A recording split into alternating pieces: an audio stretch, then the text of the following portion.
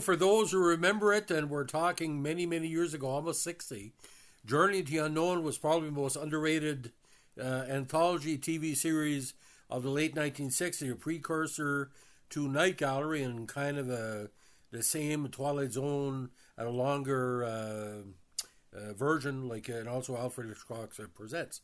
Now, Journey Unknown is a British anthology TV series produced by Hammer Film Productions, Hammer, of course, and 20th Century Fox TV.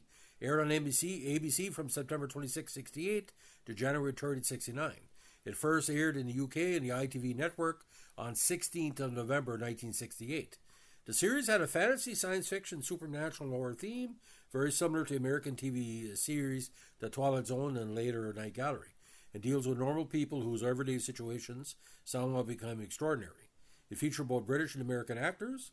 American actors including George Maharis, later to appear in Night Gallery, Vera Miles of Twilight Zone and Psycho fame, Barbara Bel Geddes, Patty Duke, Carol Lindley, Joseph Cotton, Stephanie Powers, and Brandon DeWilde, along with familiar British actors such as Dennis Waterman, Jane Asher, McCartney's ex-girlfriend, Kay Walsh, the great Roddy McDowell, Nanette Newman, Ann Bell, and Tom Adams. 17 episodes were produced. Directors of the episodes included Roy Ward Baker, Alan Gibson, Robert Stevens, Don Chaffee, and get this, Beatles producer and director Michael Lindsay Hogg. Each episode was executive produced either by Joan Harrison or Norma Lloyd, both of whom had co-produced Alfred Hitchcock Presents and the Alfred Hitchcock Hour from 55 to 65. Is there anything Norma Lloyd can't do? Now, in America, 8 episodes of the series were broadcast as 4 made-for-TV movies, consisting of twinning episodes along with new segment introduction footage provided by Patrick McGowan of Prisoner fame, Sebastian Cabot, and Joan Crawford. Now, the first one was called Journey into Darkness, came out in 1969. Segments included The New People and Paper Dolls, hosted by Patrick McGowan, Journey to the Unknown and Journey to Murder, hosted by Joan Crawford, for both in June 70 and January 71. And then the last movie, Journey into Midnight, on Halloween night 1971. Now, again, producer Anthony Hines, production company MGM British Studios, Boreham Wood, Hertford, England, United Kingdom, Hammer, and again, 17 episodes, and Harry Robinson did a nice theme music. Now, the introduction was on a roller coaster, and that's what he wanted to bring you.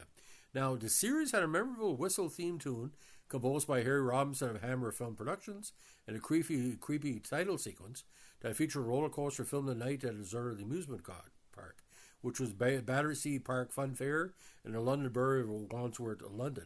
Now, let me give you some of the plots of the episode. It's quite interesting. The pilot, or first episode, in this one, a shy sales clerk, Dennis Waterman, falls in love with a mannequin, Karen Lindley, in his department store, based on a short story special delivered by John Collier. In Jane Brown's Body, Stephanie Powers attempts suicide but is rescued. She has amnesia and has to recall everything gradually, based on a story by Cornell Woolrich.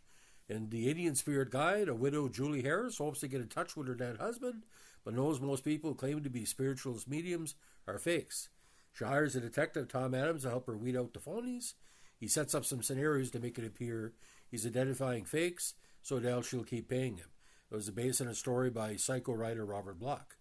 Now, in Miss Bell, an embittered spinster, played by Barbara Jefford, has turned against all men and is raising her niece Roberta as a proper young lady, in spite of the fact that Roberta is actually Robert, a boy. A drifter, George Maharis, starts to work for Miss Bell, based on a short story, Miss Gentibel, by Twilight Zone contributor Charles Beaumont. In Paper Dolls, a set of quintuplets, played by Roderick and Barnaby Shaw, are telepathically connected as they feel one another's pain and share skills and talents. Michael Tolan and Nanette Newman play teachers who investigate, and again based on a novel, The Paper Dolls, by L.P. Davis. In The New People, a young American couple, starring Robert Reed in an early episode before The Brady Bunch, and Jennifer Hillary, move to England, where they find their neighbors are a bit too friendly and helpful, based on a short story, The New People, by Charles Beaumont. Now, on One Island, shipwrecked on a desert island, a man, Brandon DeWilde, is soon joined by 2 companions, Suzanne Lee and Bob Sessions, but jealousy overwhelms him, based on a story by Donald S. Westlake. Now, in Matakitas is Coming, by Michael Lindsay Hogg, a researcher played by Miles is transported back in time, and apparently trapped with a librarian, Gay Hamilton, inside a deserted library with a mad serial killer, Andros Mataketas. Now, Girl of My Dreams, a waitress, Zena Walker, can foretell the future and knows when people are going to die, written by Block. And excuse me, not written by Block, but written by Block, but the story was contributed by Richard Matheson. An unscrupulous man, Michael Kalin, finds out about her power and exploits her, and a base again on Girl of My Dreams by Richard Matheson. Now, in this one, somewhere in the crowd, a TV news anchor, David Hedison, witnesses several tragic accidents and notes that the same 5 people are present on each occasion. Very, very good Ray Bradbury story based on the crowd. Now, one of the favorites of a lot of the old-fashioned fans is called a Joseph Cotton vehicle called Do Me a Favor and Kill Me. A down-on-his-luck actor, played by Cotton, asks a friend to kill him so the family can have his insurance money. The murder is to be happen randomly, the actor not knowing when or where, and his friend will not respond to any attempt to contact him.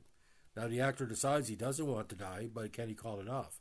Based on a short story by Frederick Rollins. I'd like to see a big screen version of this updated. Now, in The Beckoning Fair 1, the very talented Robert Lansing is recovering from a nervous breakdown and moves into a haunted house. The ghost is a beautiful girl, and he falls in love with her, overlooking his living fiancée, played by Gabriel Drake. Based on the novella The Beckoning Fair 1 by Oliver Onions. Now, in The Last Visitor, on a vacation at a resort, a young woman, played by the luminous Patty Duke, is plagued by a mysterious visitor. The proprietress, played by Kay Walsh, informs her that the visitor is an estranged husband. In Poor Butterfly, invited to a costume party at a wealthy mansion, a man, the very, very handsome Chad Everett, finds that everything looks as it did in the 20s. Then he meets a girl who keeps saying she needs to leave. It's based on a short story, Poor Butterfly, by William Abney. Now, in Stranger in a Family, a boy can control people. This sometimes leads to their deaths.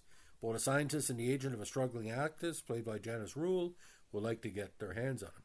Now, in the Madison equation, a detective investigates the electrocution of a computer technician and discovers it's no accident. Barbara Bel Geddes and Alan Cuthbertson played a scientist who developed the computer. And the final episode, probably one of the better of the series, it's called The Killing Bottle, and we're still talking about this. Of all people, Julian Bond wrote it.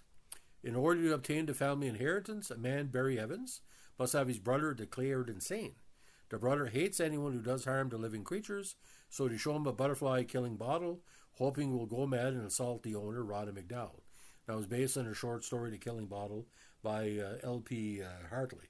So, the key writers of the series, again, we talked about Oscar Millard, did a big one. Michael J. Bird, who did a few, and Alfred Shaughnessy, Jeremy Paul, and you wouldn't think Julian Bond would be connected with a British horror series, but you know he put it all together. That's pretty well the episode of Killing Bottle, which a lot of people will remember.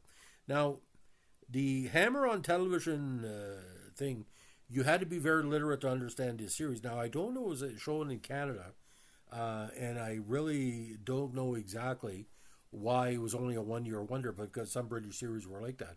But it's a very interesting part of Hammer history. And if you remember, in the late 1960s, there was a lot of ITV and or British series that are being shown on American TV because of the amount of one-year tragedies. But this series, I'd like to see this redone and updated, because my dad used to tell me about the series because he saw it in French, of all things. And it's like this, ladies and gentlemen, when you have so many good people involved with it, but Julian Bond writing that or adapting it is quite, and all the episodes were 60 minutes, so we're getting a lot of thrills. So again, a very, very good prestige show. And again, everything in life and the journey, and just what the series did. Some key British and American actors, and Julie Harris doing horror movies before, Patty Duke, bipolar situation. You look back, and Dad said, how did you get through these episodes being so crazy? Literally, but anything with Norman Lloyd was involved with. And I really think this is one of the most underrated TV series Hammer ever put out, because people rarely talk about it, because most of the people in the show saw that as sort of like a paycheck. I didn't. Roddy McDowell, I think this was showed he could do the pilot of Night Gallery with the performance here. Roddy McDowall could do anything. But I mean, maybe it shouldn't have been, it just should have been movies of the week, like 4 and 1, like you see on NBC. Anyway, so ladies and gentlemen, if you like what you're doing here with our vintage tributes to TV of the 1960s and 70s, let us know in a like, comment, subscribe, or share.